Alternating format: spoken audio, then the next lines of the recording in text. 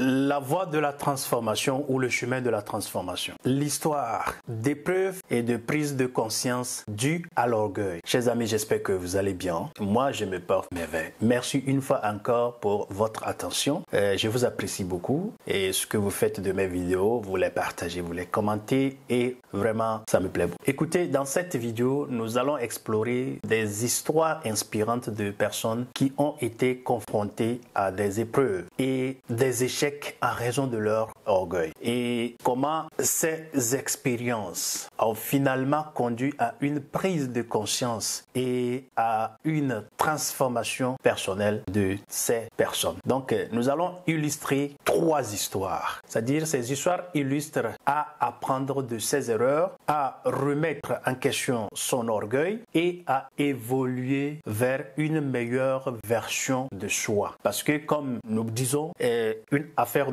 d'arrogance, affaire de comportement mal déplacé. Personne n'est parfait dans la vie. Nous commettons tous des erreurs. Il arrive à des moments où l'homme, par émotion, on se contrôle plus, on se prend trop la tête. Mais l'essentiel est que de chercher à revenir, de reprendre ses émotions et revenir une personne normale. Donc, nous allons commencer par l'histoire de Sophie. Vous savez, Sophie était une artiste talentueuse qui était convaincue de sa supériorité artistique. Cependant, son orgueil l'a poussée à négliger les conseils et les critiques constructives des autres, ce qui a finalement conduit à l'échec de son exposition. Donc, cet échec cuisant l'a amené à réévaluer son attitude arrogante et à réaliser que l'humilité et l'ouverture d'esprit étaient essentielles pour progresser dans son art. Et qu'est-ce que Sophie va faire?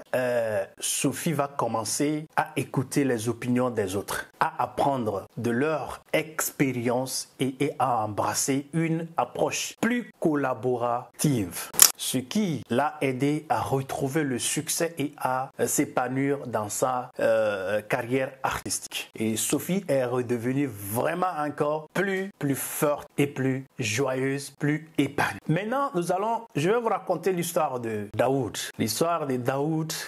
Daoud était un entrepreneur très prospère.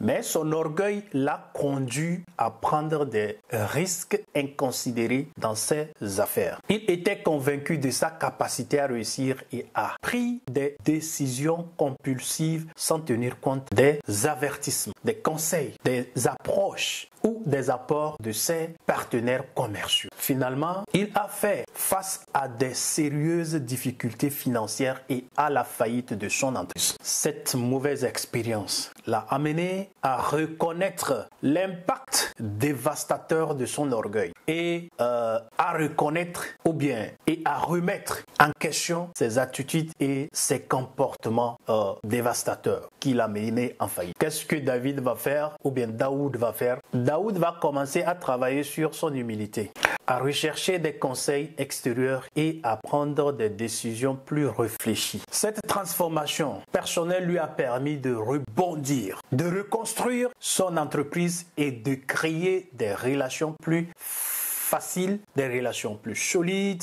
plus constructives avec ses partenaires. Voilà, c'est ce qu'on appelle la prise de conscience. Si David n'avait pas encore une petite humilité restante dans son corps, qu'est-ce qui se passerait? La suite, vous le savez vous-même. Maintenant, la 3e histoire, c'est celle de Sarah. Écoutez très bien.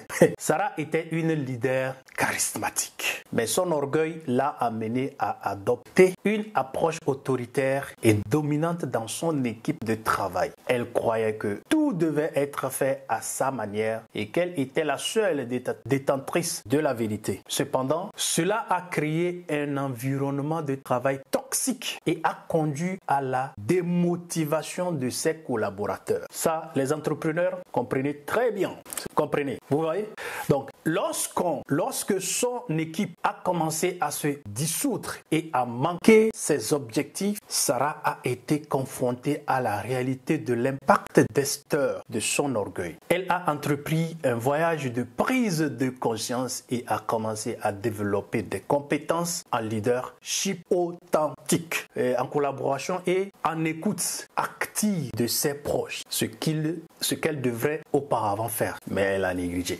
Cette transformation a permis de restaurer la confiance dans son équipe et de créer un environnement de travail plus positif et productif. Cela a permis à Sarah de recruter de nouvelles personnels et Sarah a délégué toutes ses responsabilités aux autres personnels qui étaient ses collaborateurs qui étaient là. Sarah ne ferait plus rien. On ne faisait que lui rendre compte. Ces histoires illustrent le pouvoir des épreuves et des échecs pour remettre en question notre orgueil et nous pousser vers une transformation personnelle. Lorsque nous sommes confrontés à nos propres limites et à l'impact négatif de notre orgueil, nous devons avoir la possibilité de reprendre du recul, de réévaluer nos attitudes et nos comportements. Ensuite, et de grandir en tant qu'individu. La prise de conscience de l'orgueil et la volonté de changer sont essentiels pour avancer vers une version plus équilibrée et épanouie de nous-mêmes. Pas autre, mais nous-mêmes. Donc, chers amis, ces histoires nous rappellent que même lorsqu'on fait face à des épreuves, l'humain a la capacité de se relever, d'apprendre de ses erreurs et de se transformer pour le mieux et pour le meilleur. On peut, à certains moments, vouloir être au top, en haut, ne plus regarder à gauche, à droite, seulement au fond. Qu'est-ce que les autres sont? Ils sont minables. Je suis beau, je suis grand, de forme. Mais si on gardait encore un peu de l'humilité dans notre corps, je pense que d'un jour à l'autre, tout va se remettre à l'ordre. Donc, cherchez toujours à recultiver l'humilité, revenir sur ses pieds, sur terre. C'était le but de cette vidéo. Chers amis, comme d'habitude, je compte sur vous pour partager, pour conscientiser la masse. Notre monde est malade.